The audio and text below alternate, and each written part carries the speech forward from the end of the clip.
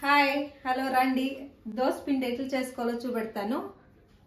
ఇదిగోండా దప్పం rice ఒక bowl నిండా ఇంత ఎత్తుకోవడానికి, ఒక బౌల్ అంటే 1 కేజీ ఉంటుంది.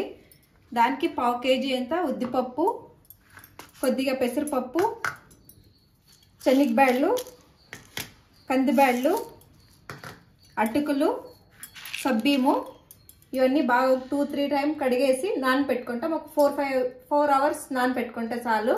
కొంచెం ఎక్కువే వేసుకుంటాను ఎప్పుడు కూడాను. ఇది మేము 3 టైమ్స్ చేసుకుంటాము. ఒకసారి దోశ, ఒకసారి ఇడ్లీ, ఒకసారి సెట్ దోశ, మళ్ళీ పిల్లలకి కావాలనేప్పుడు పడ్డు చేసుకుంటాము. పడ్డూస్ అంటే గుంత పొంగనాలు తెలుగులో. అట్లా ఎవరో ఒక ఫ్రెండ్ అడిగిండ్రి దోశ బ్యాటరు వీడియో షేర్ చేయమని. అన్ని పప్పులు వేస్తాం కాబట్టి టేస్ట్ బాగుంటుంది. ఇదిగోండి మెంతాలు ఇంత చాలు. ఇప్పుడు ఒక 2-3 సార్లు కడిగేసి బియ్యం మునిగేంత నీళ్ళు పోసి పెట్టుకుంటాము. ఇప్పుడు రుబ్బుకునేప్పుడు ఇంత రైస్ దాంట్లో వేసుకోవాలా. 4 అవర్స్ బియ్యం బాగా నానిన తర్వాత మళ్ళీ గ్రైండర్లో రుబ్బుకొని వచ్చిండాము.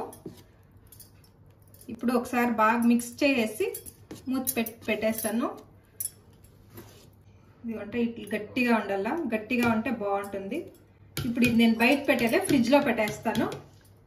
ఇప్పుడు మార్నింగ్ ఎత్తి టిఫిన్ చేసుకునేకి ఫుల్ మిక్స్ చేసుకునేస్తాం. ఇట్లా దోశ ఇడ్లీ ఏమన్నా చేసుకొని బాగా వస్తాయి. ఒకసారి ఇడ్లీ కూడా చేసి చూపెడతాను మీకు ఇదే పిండిలో. ఇప్పుడు దీంట్లో కొద్దిగా ఇప్పుడు ఎంత కావాలో అంత మాత్రం తీసుకుంటాను. నేను ఎక్కువ బియ్యం నానపెడతాను కాబట్టి మిక్సీకి వేసుకునేలేదు, గ్రైండర్లోనే వేసుకొచ్చేస్తాను. ఇంత పిండికి సరిపడేంత ఉప్పు, ఇంత చక్కెర, ఎక్కువ కూడా వద్దు చక్కెర. తర్వాత కొద్దిగా వాటరు, ఎక్కువ వాటర్ వేసుకోవద్దండి ఆ దోశకి. ఇప్పుడు ఇది బాగా మిక్స్ చేసి కొంచెంసేపు అంతే బయట పెట్టాలా. ఎక్కువసేపు కూడా బయట పెట్టి దోశ ఇడ్లీ చేస్తే కూడా బాగా రాదు. ఫ్రిడ్జ్ నుండి తీస్తేనే ఒక 5 మినిట్స్ తర్వాత చేసుకుండా బాగా వస్తాయి. సాఫ్ట్గా బాగా వస్తుంది దోశ కూడా. పిండి ఇట్లే ఉండి, ఎక్కువ వాటర్ వద్దు, ఎక్కువ గట్టిగానే వద్దు. స్పూన్ నూనె వేసుకుంటాము. మూత పెట్టేస్తా.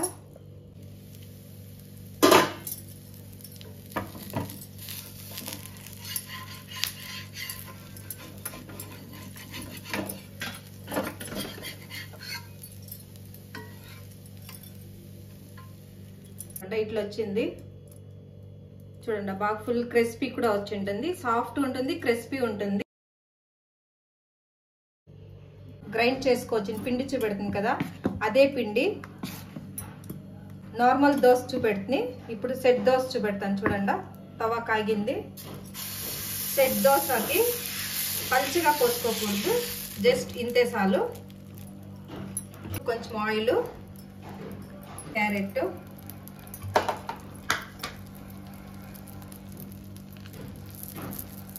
కొద్దిగా కొత్తిమీర వేసుకుంటాము. ఇప్పుడు మూత పెట్టేస్తాను.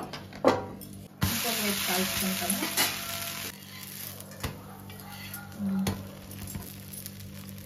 ఇది కూడా సెట్ దోశ చూడండి ఎంత సాఫ్ట్గా ఉంటుంది.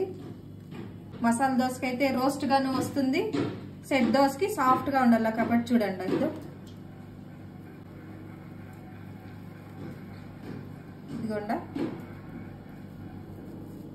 ఇదిగోండా ఇప్పుడు అదే పిండిలో ఇడ్లీ వేసి చూపెడతాను.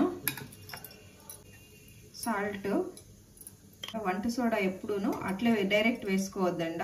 కొద్దిగా వాటర్ వేసుకొని ఇట్లా చేసుకొని ఇట్లా వేసుకోండా. లేదంటే ఒక గ్లాస్లో కొద్దిగా వంట సోడా వేసుకొని వాటర్ వేసుకొని మిక్స్ చేసి తర్వాత వేసుకోండా. డైరెక్ట్ ఇందులోకి వేసేస్తే ఉండలు కట్టేస్తుంది, అది సరిగ్గా రాదు. ఇడ్లీలో కూడా అక్కడక్కడ ఎల్లో కలర్ వచ్చేస్తుంది వంట సోడా ఇక్కడ ఉంటే ఎక్కువ అక్కడ. ఇడ్లీ ప్లేట్లకి ఆయిల్ పూసి పెట్టేసి ఉండాను. ఇడ్లీ వేసుకుంటాము.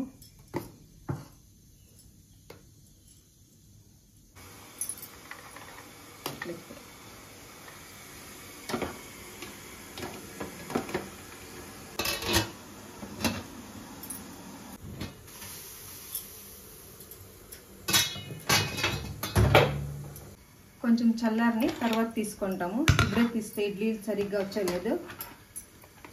ఇప్పుడు చల్లారింది. ఇప్పుడు ఇడ్లీ తీసుకుంటాము. ఇదిగోండి, చల్లారితే ఇడ్లీ బాగా వస్తుంది, లేదంటే ఇడ్లీ నీట్గా వచ్చేది.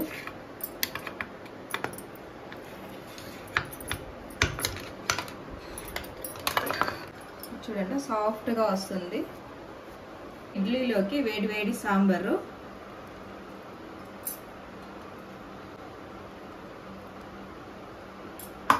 పిండి కొద్దిగా ఉంటే పడ్డు చేస్తూ ఉన్నాను.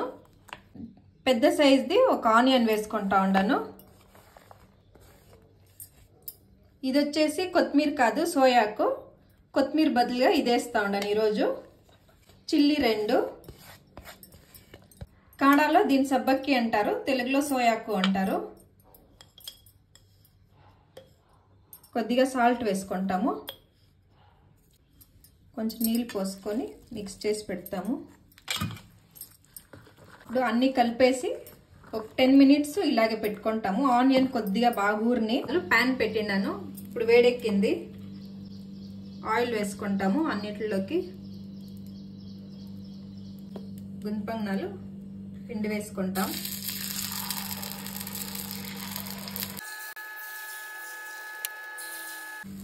మూత పెట్టుకుంటాము. ఇప్పుడు కాలింది. ఇప్పుడు దీన్ని ఇట్లా ఉల్టాగా తిప్పుకుంటాము. బాగా వచ్చింది.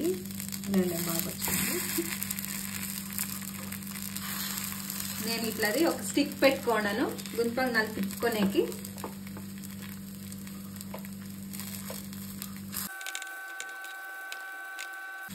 ఫస్ట్ వై కొంచెం ఇట్లనే ఉంటుంది. సెకండ్ తర్వాత చేస్తా ఉంటే గుంతపొంగనాలు బాగా వస్తాయి.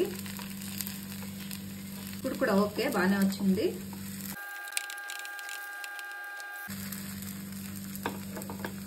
ఇప్పుడు గుంతపొంగనాలు కాలింది. ఇప్పుడు తీసేసుకుంటాము.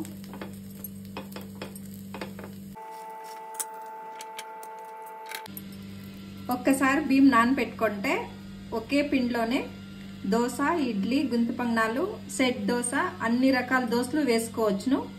చాలా బాగా వస్తుంది. చూడండి, గుంతపొంగనాలు కూడా చాలా సాఫ్ట్గా వచ్చింది. చాలా వేడిగా ఉంది. మా ఛానల్ రెసిపీస్ చూడండి, సబ్స్క్రైబ్ చేసుకోండి, లైక్ చేయండి. Thank you for watching.